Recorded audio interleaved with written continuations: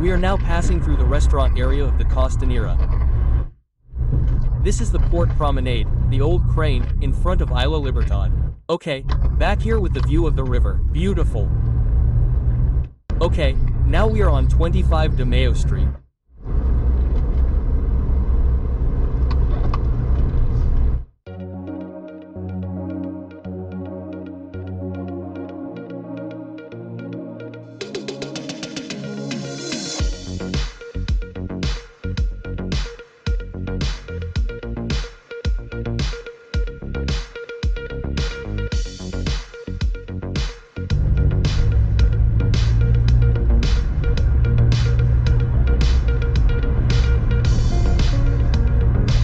Good afternoon, friends.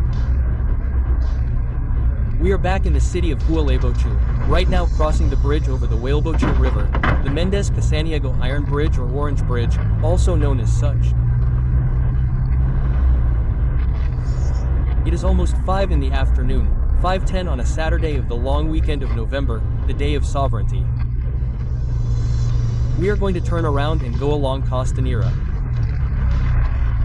As you can see, traffic is already quite congested, and in a little while they are going to start blocking the exit to the park because people are coming from one side of the exit and people leaving the park are coming from the other side. Now we are going to turn. Very good. At the roundabout it is my turn and we are going to start taking Costanera. As I was saying, this holiday, which in this case is a long, extra long holiday, was declared 2 holidays. A non-working day on Friday and a holiday on Monday, which is on the occasion of the Battle of Vuelta de Obligado.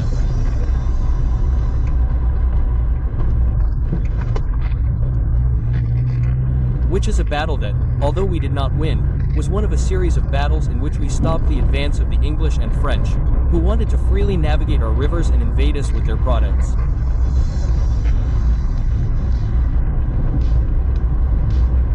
So, well, I wanted to dedicate this video to all those who fought for national sovereignty, both in our country, Argentina, and in the rest of Latin America.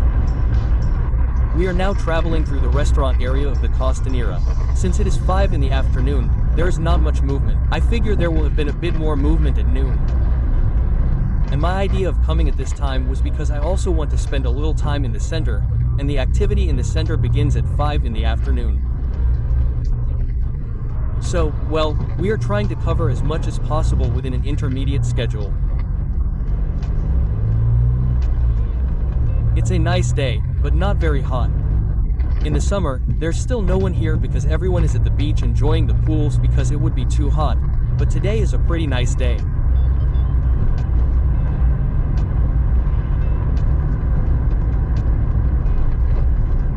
As you can see, it's full of vehicles. I mean, there are a lot of people in the area, but in the restaurants, because of the time of day, there aren't so many people.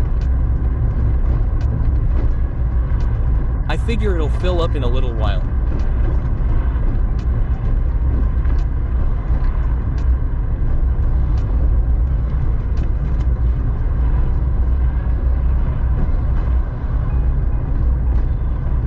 Here we are close to the area of the port warehouses and the craft fair, one of the craft fairs held in the city.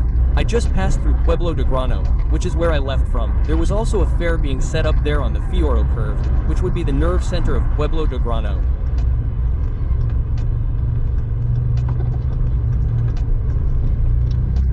Luckily, these weekends when it's starting to get a little warmer and the weather is better, tourism is starting to move a little more. The idea of long weekends is very good. Since they are not very long, people spend their summers in nearby destinations or can fly to them.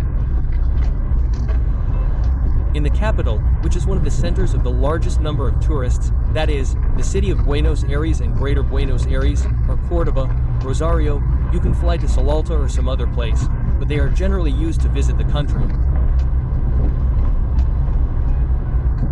It is a policy that has been imposed over the years to add more long weekends. Lately, the government had cut them and I don't know why. In this case, it is being complied with.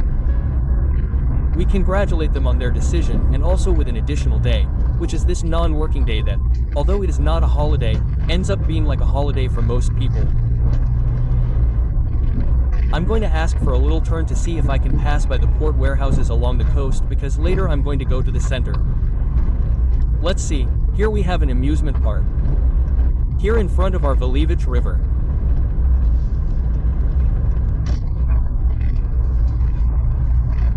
The Battle of Obligado, back in Obligado, took place on the Parana River, which stopped the English and French fleets by placing chains in the middle of the river, and well, it had to do with river navigation. Now we are on the Gualeguaychú, which is a tributary of the Uruguay River, which together with the Parana are part of the Plata Basin, that is to say, both rivers, the Uruguay and the Parana, are part of the Rio de la Plata.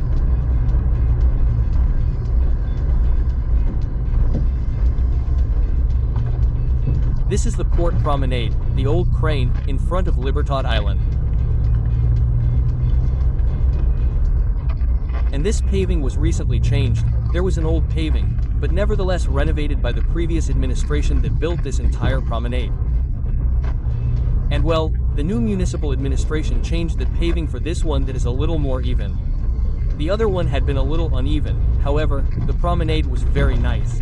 I don't know why they left the cobblestone side like this, but anyway, now it's more level, at least there in front of the castle on Libertad Island. I don't know if it shows up on the screen, I think it does.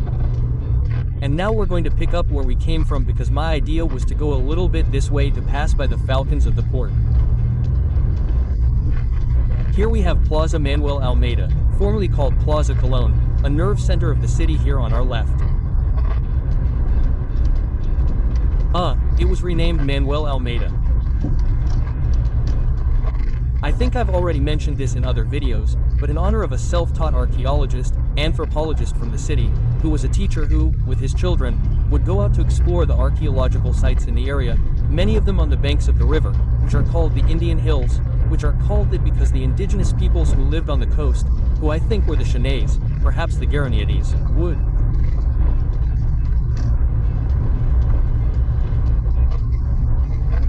fill in the river area so that the floods wouldn't affect them.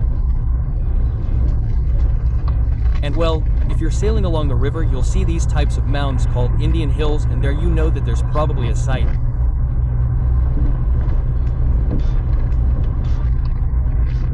Well, we just passed this way. On our right is the prefecture building. There's also the gendarmerie over there, I don't remember where, in front of the children's square, I think I call it. A square that was full of games. Well, it's become kind of, well, I'm not saying insignificant, but as more public spaces were built, mostly under the PIO administration, the previous municipal administration, well, this square lost some relevance, but it always had a lot of old children's games. Now I think they've been renovated, or at least painted. And now we're going to go towards Los Calpones, towards the Paseo del Frigorifico, the former Wochu Frigorifico.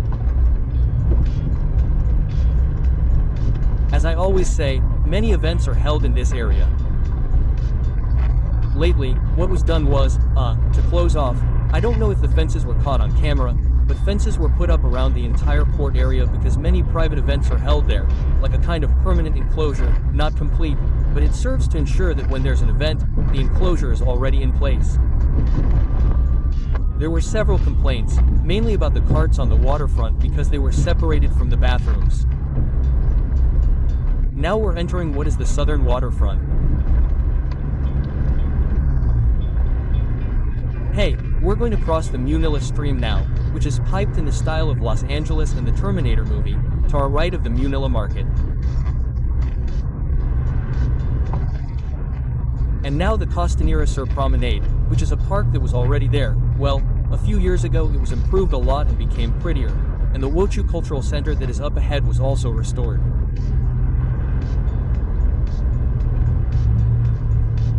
Well, here we see that there are a few more people. At least you can see it straight ahead to the right, behind this beautiful Cararangada. There's the amphitheater. Every now and then an event is held. I recommend that if you're walking around here, you walk up, because even though it looks quite low, you get a nice view of the Gualeguaychú River and the area.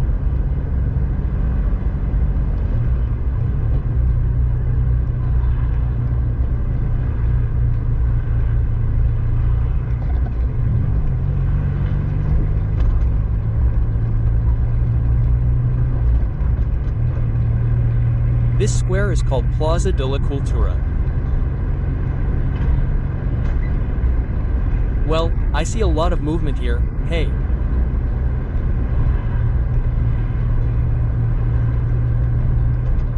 Maybe there's a fair or an event. There's my friend Torta Fritas, the happy one selling Torta Fritas. Maxi famous.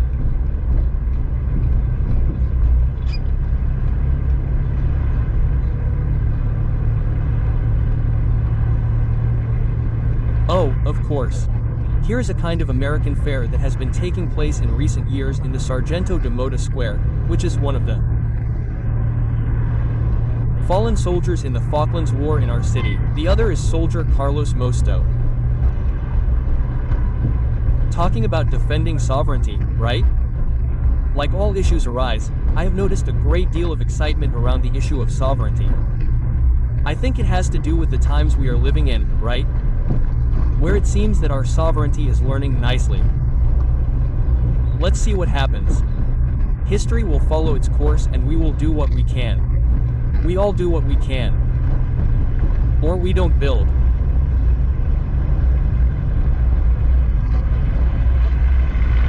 The Pueblo Nuevo Club here and to our left, the entrance to the promenade of the former meat processing plant closed in the 90s and converted into a public park just a few years ago.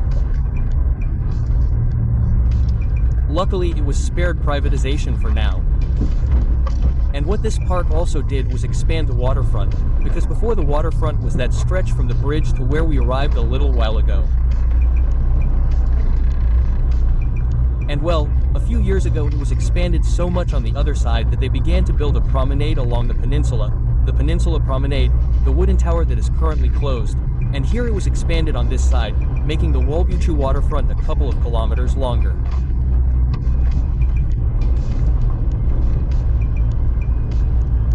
Here we can see the facilities of the old cold storage facility. This entire area, the disused part. I always supposed this, but I'm not sure, but for me it was the cold storage facility. And well, this is still waiting for use. Wow, how beautiful the jacarandas are, it's just their season. A few weeks ago it was the season of the lapachos. I think, pink lachos, yellow lapachos, that there are some here in the city, and it was from the season of the jacarandas or jacarandas. Well, here we are back with the view of the river, beautiful.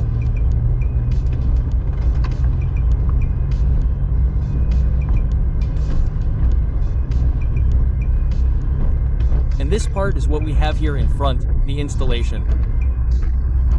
From a meat processing plant, I mean, as a vegan I don't want to describe it, but this is where the massacre was committed, and on the other side where the remains of the corpses of the poor cows were kept.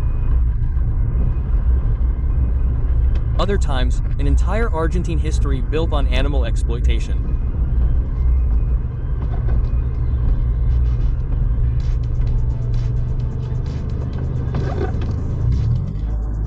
Up ahead we have a bar on our left and the former municipal cooperative market that I don't know if it's still working, it didn't turn out well. On our right here is the municipal cooperative factory of precast elements, tiles, there you can see benches, grills, things, and further back the Bay Stadium. All these are parts that were functionalized, so to speak, quite recently.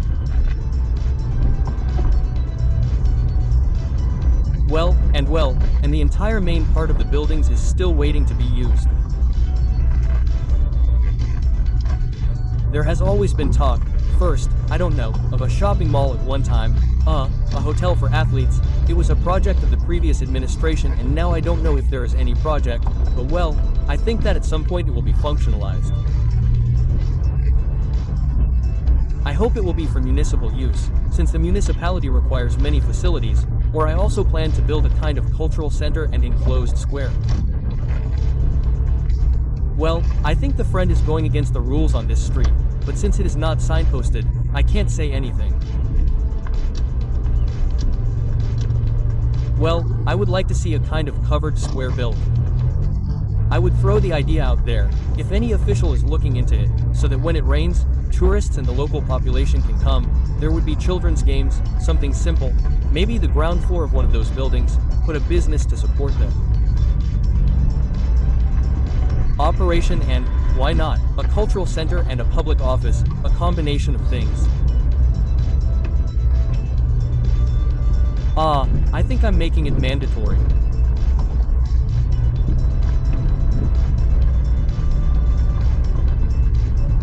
Well, to get carried away talking, I wanted to take another street here from the internal streets, but I got carried away, so I'm going back the way I came.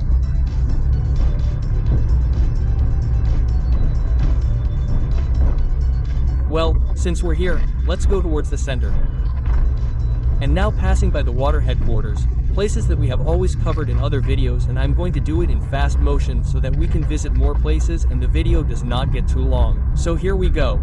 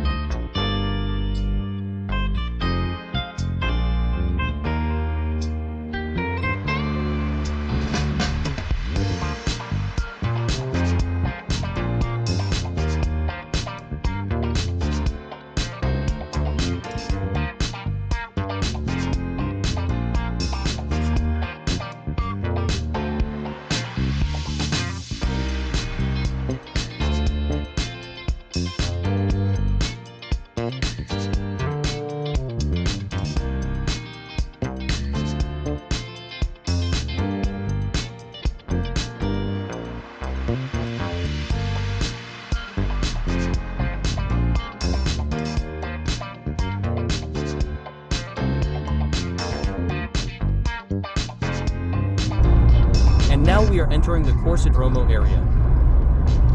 Here's what we have in front of us, the old train station. The avenue we were coming from was the old railway line that went to the port sheds to load and unload cargo at a time when river transport was much more important than it is now. And well, the carnival is held here now, but nevertheless in what is part of the station park is the old railway museum here in front of our left. I don't know if we will see it from here.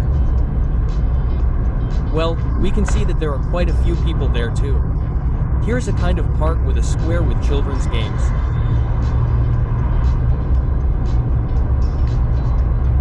And here we have a whole area that used to be the factory.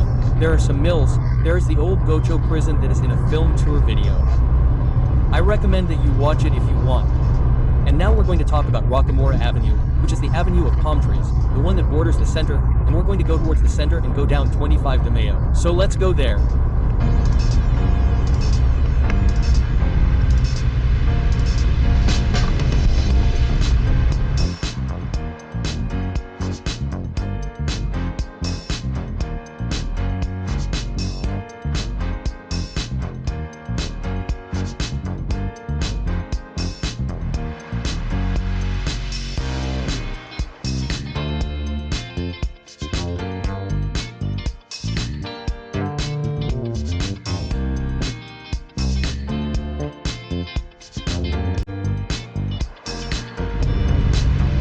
Well, now we're on 25 de Mayo Street, the downtown area. The semi-piatonal, as it's called, begins in a block, which is or was called it before. I don't think we hear that term anymore, which is this part decorated with palm trees, the wider sidewalk. It's only 5 a.m., so the shops are just opening, and already with this sun in the city, in addition to it being Saturday, you can start to notice that summer vibe where people don't go out until later. And well, that's why we're going to see the stores more or less. Well, there's a little movement, and if I had come much later, maybe they'd be driving the dog around with the cars. I don't know if it's happening already, and the traffic would be endless.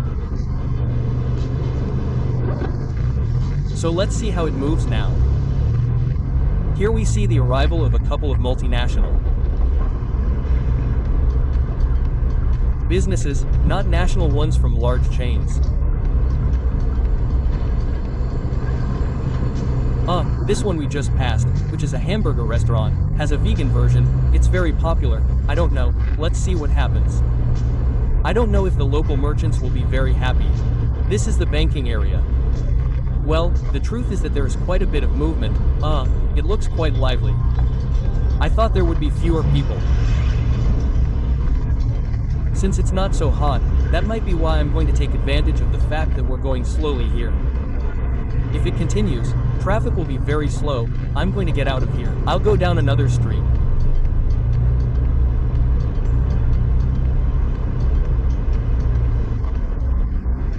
I'm going to take advantage of the fact that we're going slowly here on 25 de Mayo to tell you a little bit, since I've been studying the reason for this holiday, the obligatory battle of return, these days.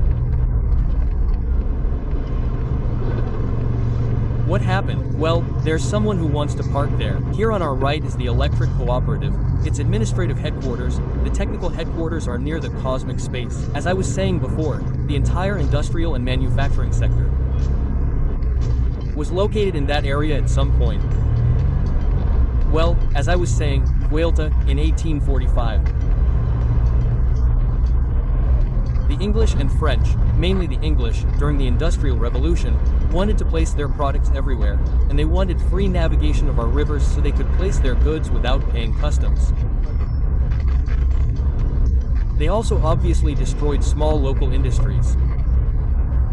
Imagine that a product could reach, say, the city of Santa Fe, which was not very well connected at that time, so there was local industry for everything.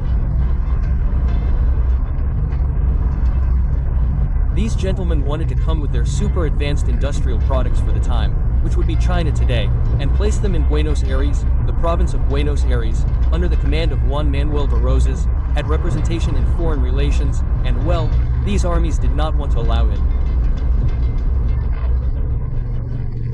I'm going to let the English and French pass by, taking advantage of the fact that there was a civil war in Uruguay. Uruguay had recently become independent, not of its own free will, but also due to pressure from the English. And also from the Brazilians, who always dreamed of the Cisplatina province, that is, reaching the Rio de la Plata, even though it was not their place. However, due to pressure from the English, after war with Brazil, between Argentina and Brazil, the Argentine Confederation of Brazil, Uruguay became independent, and in this war of 1827 and in 1845 it was in a civil war. As the Argentine Confederation participated in some way in that civil war by supporting one of the contenders, General Uribe, if I remember correctly, the other was Fructuoso Rivera. And well, with that excuse, England and France declared war on us or began hostilities.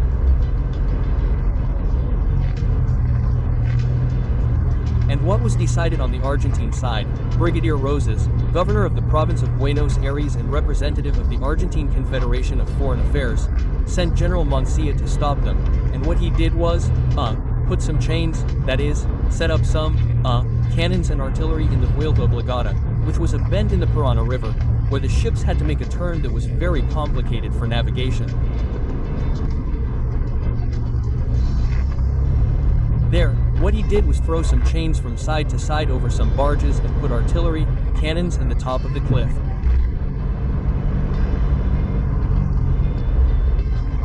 This fleet was an advanced fleet. We are talking about ships, steamboats that could go upriver without the need for wind or sails, and armored ships, in addition to merchant ships that carried merchandise to sell. Well, they faced us in battle. They defeated us in the Battle of Vuelta Obligado. We suffered many losses. We lost 400 men dead. 400 men, who think that if one projects the population of that time to that of today, we would be talking about several thousand, right? Of dead, 250 dead and 400 wounded in the battle. Most were soldiers and militiamen recruited from among the gauchos. One also wonders why the gauchos at that time, obviously in many wars they were taken by force, but many fought of their own free will. From the Argentine people. I imagine that they would be clear about what would happen if they conquered us, right? That they would almost turn us into slaves. Let us be free and the rest does not matter, as San Martin said. Well, the English and French passed, up, but with great casualties. I mean, the truth is that we fixed a lot of damage. They were going up towards Corrientes and Paraguay.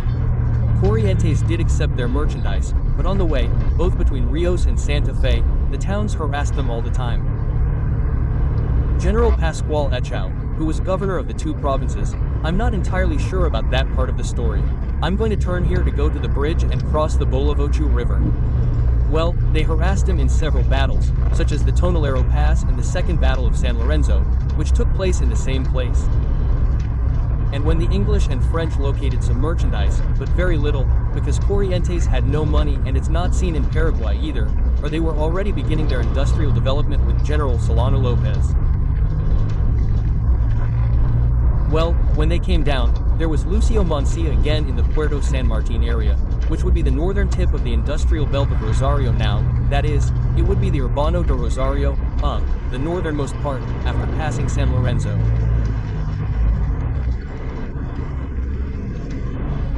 There, back there, he set up some cannons on a very high cliff, and when they were coming down, we shelled them until we destroyed several of their ships. In that case, they inflicted very few casualties on us because our artillery was so high up that they couldn't reach us with their cannons. Well, we defeated them in the Battle of Punta Quebracho, which was fought in 1846, 7 months after Vuelta Obligado, and then they signed a peace treaty where they recognized our sovereignty over our inland rivers. In other words, they no longer had the right to navigate freely on the Parana River. Who would think that if we were going to navigate freely on the Tamamesis, the Seine, or the Mississippi? We're not talking about sovereignty. Well, they returned Martin Garcia Island to us, they returned the ships they had captured, and we emerged victorious. So the only thing left for me to say is congratulations to our ancestors who fought for sovereignty and long live the homeland. Let's cross over and head to the park to see how it's going. I've already told you about the whole battle, so I don't have anything else to talk about this anniversary. Look how nice, Riochu.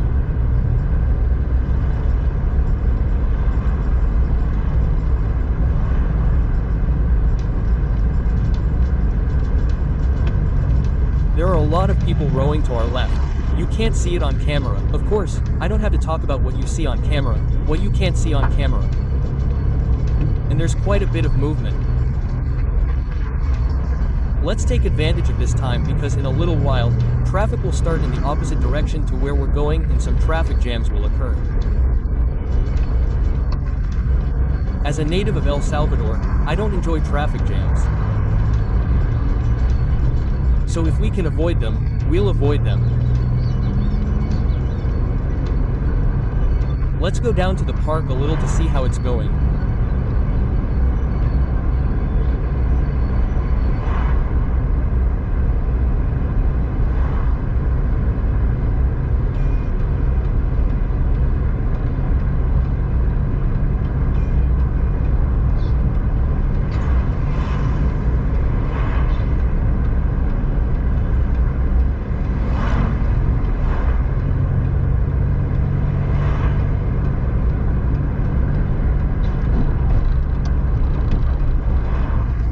As you can see up ahead, I don't know if it came out at the beginning of the video, we already have traffic officers directing traffic, let's be clear. On the one hand, they let out for a few moments those who are coming up from the park to go to Ocho, which are those who are coming up here on the left and those who are coming from Yanduezel and Pueblo Belgrano towards Gualeguaychú as well. Well, what that guy did, it is not so common for vehicles to turn towards the side of the park. The most common thing is that they are waiting to continue and cross the river as we would see. We are going to go around the small park which is on this side of Route 136, since that is the road we came by. We are going to go out to the big park and then we are going to go towards the coastal road.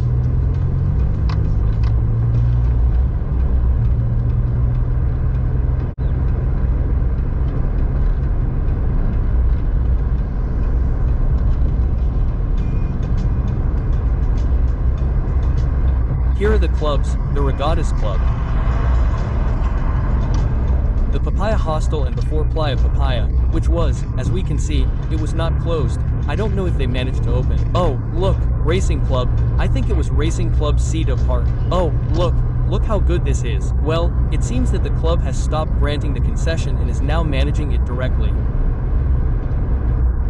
It's good that the clubs have spaces like this, but it's not good that the park, and especially the river access, is privatized. I think it would be good for them to maintain it, to have their bars or venues where people can consume, but access to the beach should be free. Up ahead we have the Yacht Club, also the Tilde Yacht Club, I think so.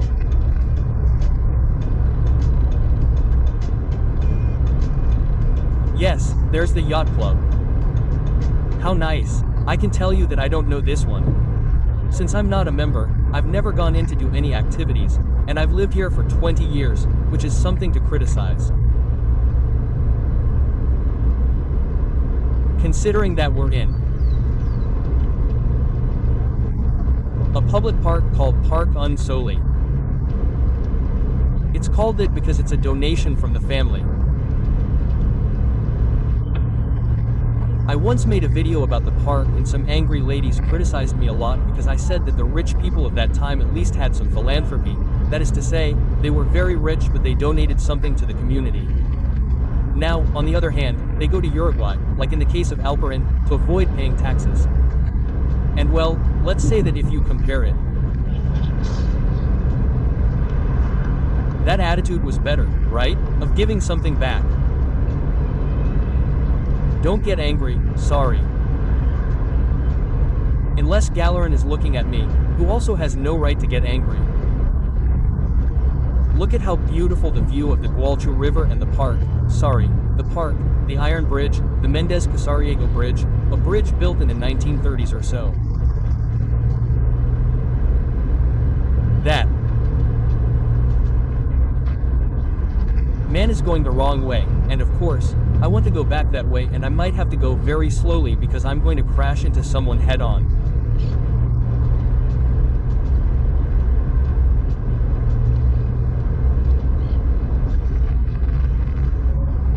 When you're not from the area, it happens to all of us when we're tourists, traffic and circulation are often unclear, and we often make mistakes.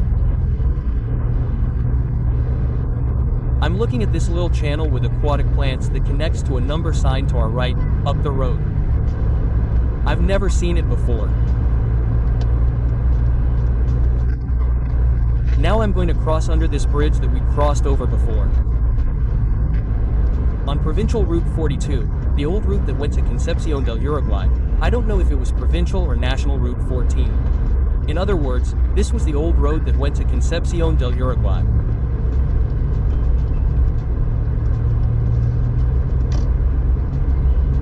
And we're going to enter the big park.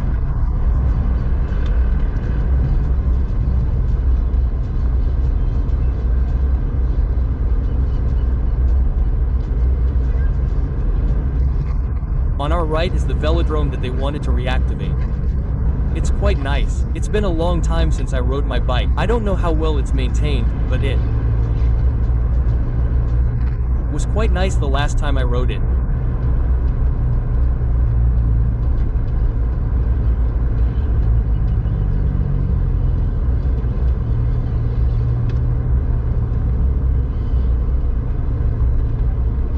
I'd like to go down the street that runs along the river, which has a nicer view, but unfortunately it's been closed for a long time. I don't know why the city doesn't reactivate it. Let's see if I can see. If the cars are parked there at the end and I don't see any cars on the street, it would be to our left. You can see the river over there. So, well, we're going to have to go this way. This is an area where a lot of young people gather, young people.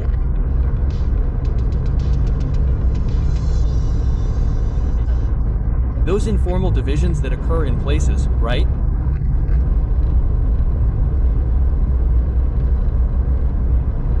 Young people who have cars, if you think about it, and those who don't have cars, this part is also the closest to the bridge, so you can come across, walk, and you'll get here. Now in a few meters this street comes together, joins the street that's closed, and we're going to continue along the river in what is the Paseo de la Fina.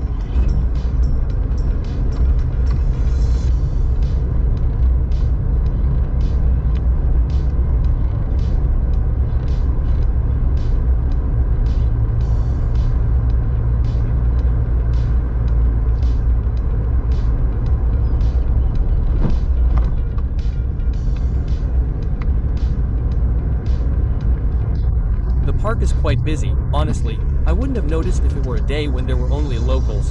But luckily the day is beautiful and there's a lot of movement, lots of people enjoying the outdoors, so, well, now we're going to go along the river.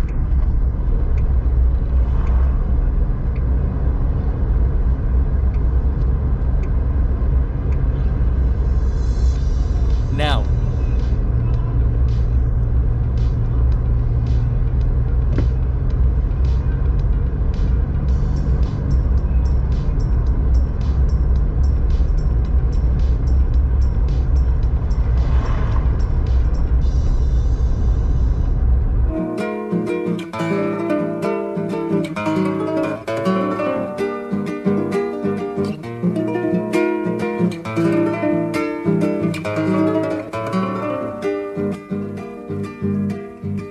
Despierta el sol en la mañana litoral, vierte sus rayos en la tierra del Guarán. Amanecen los ceibales entre un silbo de zorzales y el perfume de la sal.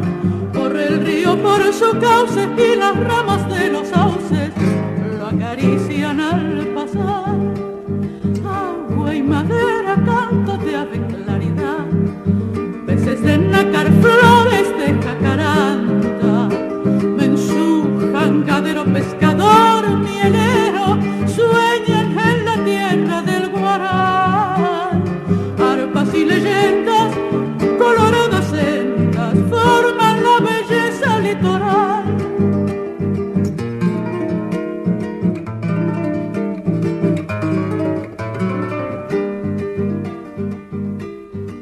En la canoa que formó el Camalotá van navegando Morotí junto a Pitá. Le saludan con su canto las calandrias del barranco y la brisa del palmar.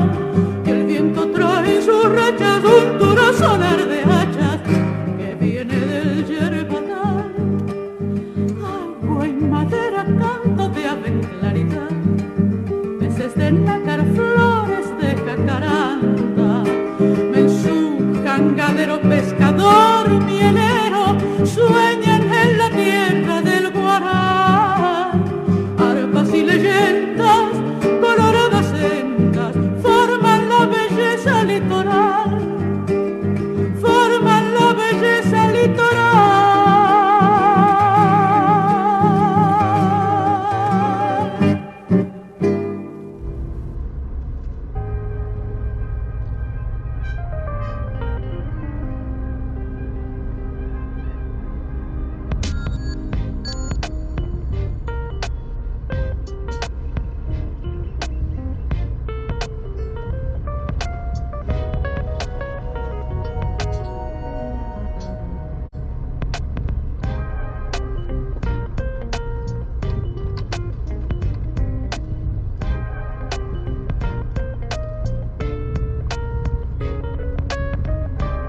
And now we are reaching the stations of the cross. I was going to continue there, but I don't know if it was blocked, because from there you continue to the part of the flower reserve. It's already a dirt road and now around the park, where before you could go around the park and everything around it, they also blocked it, as if it were privatized and everything was blocked, right? Unfortunately, this is the reality under the current municipal administration. Well, the truth is that I didn't see if it was blocked from here, because when it rains it also gets blocked. And also, so that the video doesn't get too long, I turned right over. Here on our left, via Crucis, brought from Route 14 at km 42. It was there a couple of years ago. I think the Rebra family, or yes, they were the ones who had built it and couldn't take care of it anymore, and during Belo's administration, it was moved here. And it has the last one, station that I think was the first in Latin America to have it, which is the Resurrection of Christ. I don't know if it's station 13 or 14, sorry, I'm not sure about that. Now we're going to go around the duck pond and cross back through the small park and go out to the path to the coast. I'd like to take this opportunity to ask you, whoever I always forget at the end, to subscribe and like it.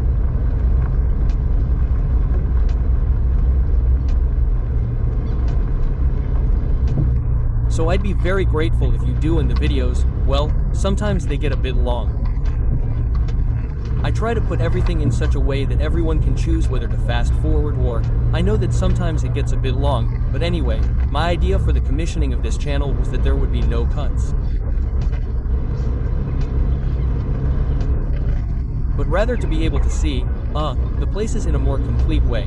Like for example, sometimes someone wants to see a place and it only shows you the tourist part, let's say Cordoba, and you only see the center, the tourist part, a cut, and you can't see what the rest of the city is like, even though I usually show the tourist part, but anyway, I show it in its entirety, a tour. And you can fast forward, I cut it into chapters, and also, you can take a nap, why not?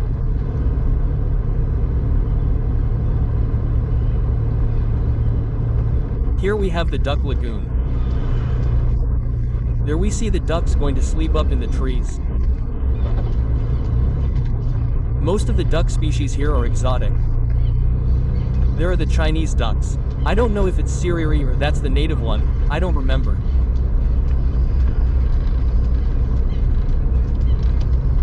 I'm going to pass it to Benja because he's still going slower than me.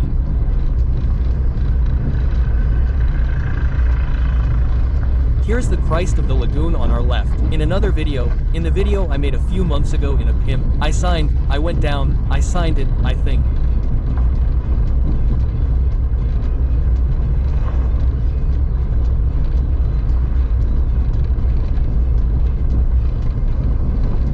Yes, the park is quite full.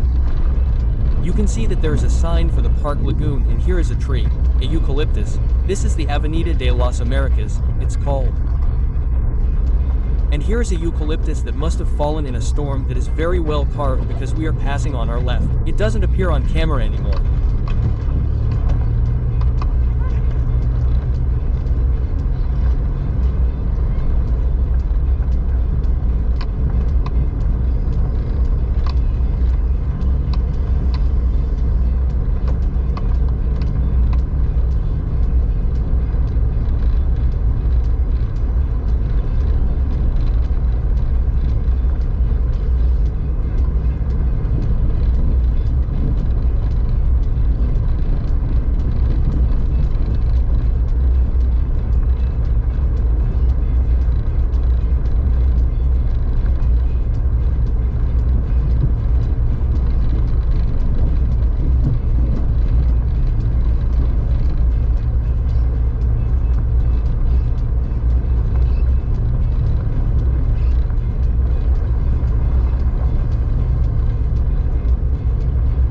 Bar is big. I don't remember exactly, but I don't know if it's close to 100 hectares. It could be more, it could be less, I don't remember the number now.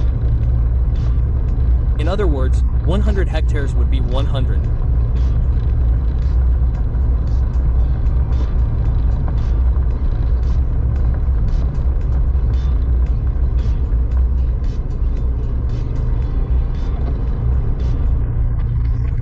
I would go up here to cross the way I came down, but I might have to wait a long time there because there is a lot of traffic.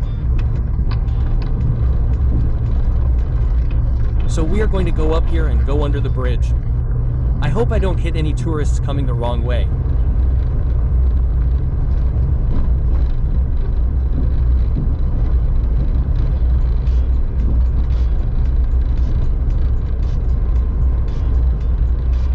Now, come on. Here we are passing by the velodrome. I used to come along Faltada Street, which is on our left, and now where I'm going to connect is where we passed a little while ago when we entered the park, but now we'll walk a few meters and exit towards the small park and then towards the coastal path.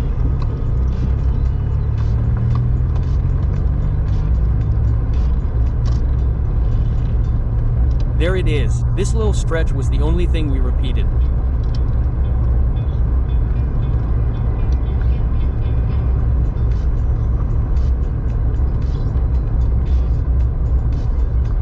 Well, here you can see a puddle.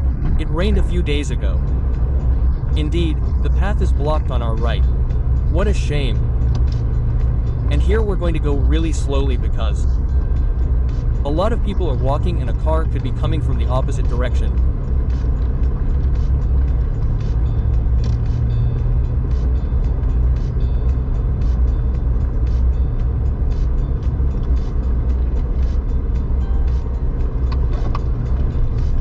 This path is nice, huh?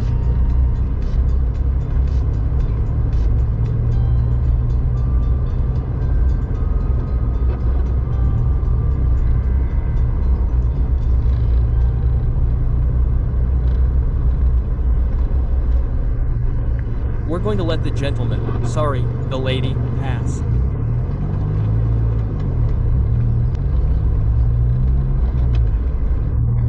And here we're going around the small park again.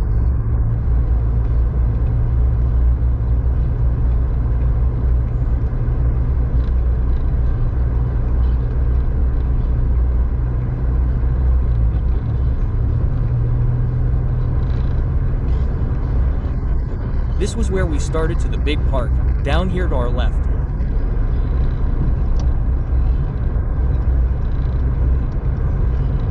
And up ahead where we went down to the park before. Now, what we're going to do, instead of going around the park, in a few meters, we're going to deviate towards the continuation here, which is the coastal path, which is the street or the waterfront, but on this side of the Volga River.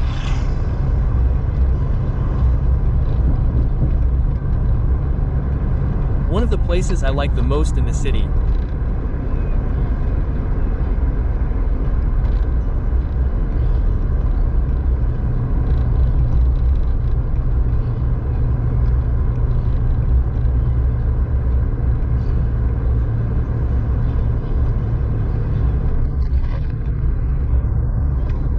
It was inaugurated with this beautiful cobblestone road it has and a bike path, a pedestrian path, tables to sit at, all of that.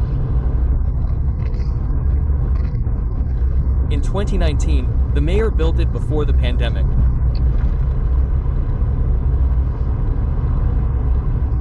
And the truth is that it used to be nice, but now it's much nicer.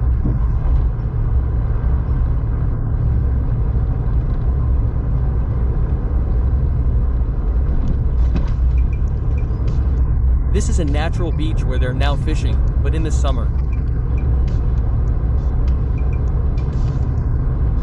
People come to this park without lifeguards.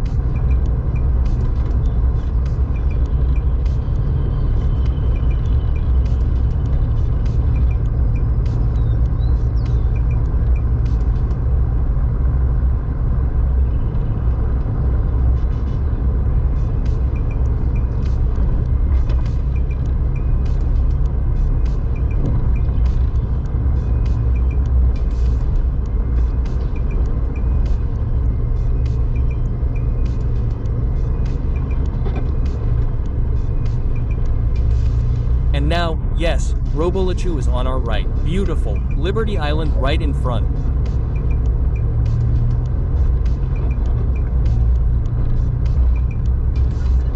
A weekend of very good weather is coming. There are 2 days left, not only that, but the forecast says it won't be very hot, but it won't rain either.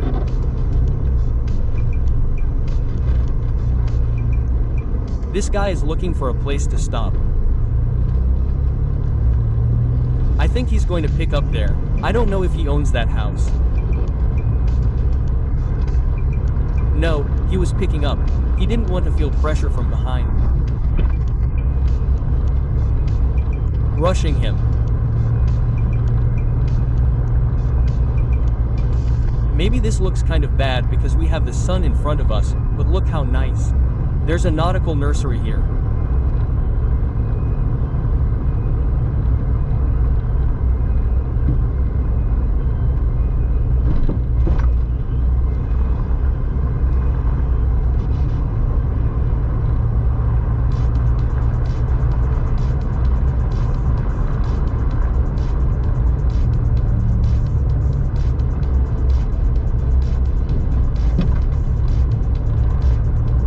Here, well, we've done this several times. But we're going to get to the Frigorifico Park, where we were a while ago, but on the other side of the river. In fact, where the roundabout is, where this walk ends, right in front you can see the Frigorifico. The former Frigorifico closed in the 90s or so.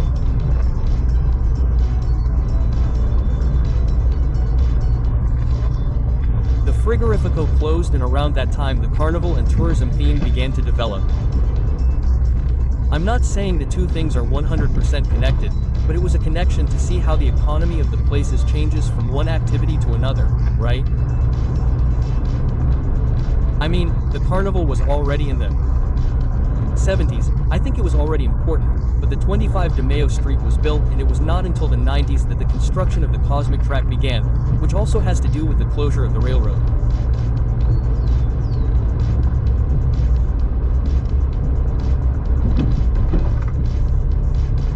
How would we need trains to fly? For example, gravel could be used from places where there is a lot of stone, from Mendoza, for example, for all the streets. Here, where there is an abundance of dirt, mud, and water. It is not that it cannot be brought now, but bringing it by truck is super expensive. The train is much cheaper.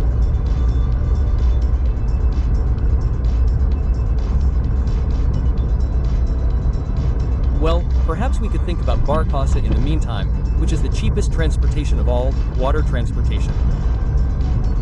At the same time that the Magdalena Canal opens to connect the sea and the river, which now to leave the river for the sea, returning to the subject of sovereignty to leave from above the sea, where do we have to go?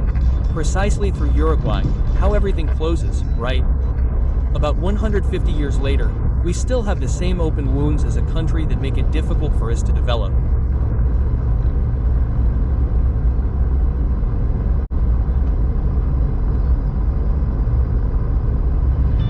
And what a beautiful walk, right?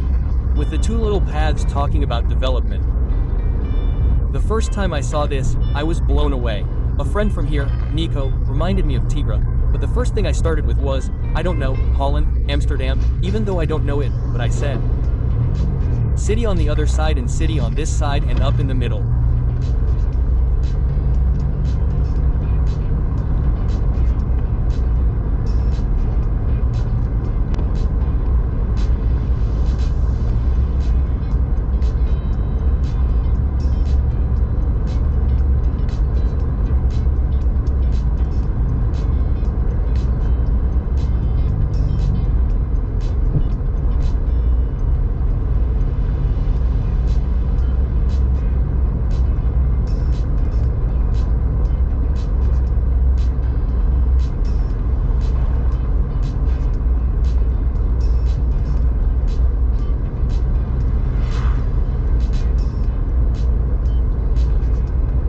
Here, as I was saying, is the little roundabout right here. And in front, what you see here on the right is a barge that got stranded in a flood in the 70s. A barge made of iron. I don't know if it came out well on camera. And over there in front, since we might see it now when we get to the roundabout, is the former cold storage plant, sorry.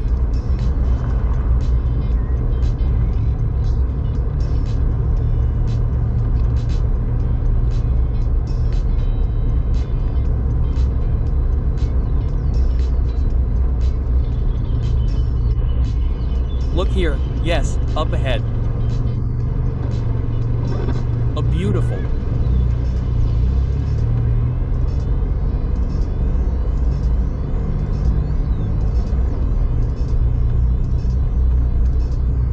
Flower. The national flower. The bird, the hornero, a bird that builds.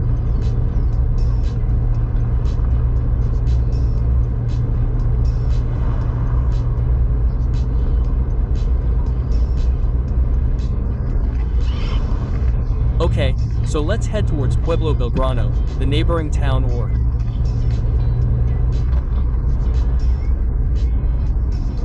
suburb of Gualeguaychú or Concurruación. The Great Gualeguaychú would be along with other areas within the same municipality of Boluchu, but this one in another municipality. Hey, I appreciate it if you watch the video up to here. I ask you again to subscribe and like it, and I'll see you next time, friends. I send you a hug. Ciao, ciao.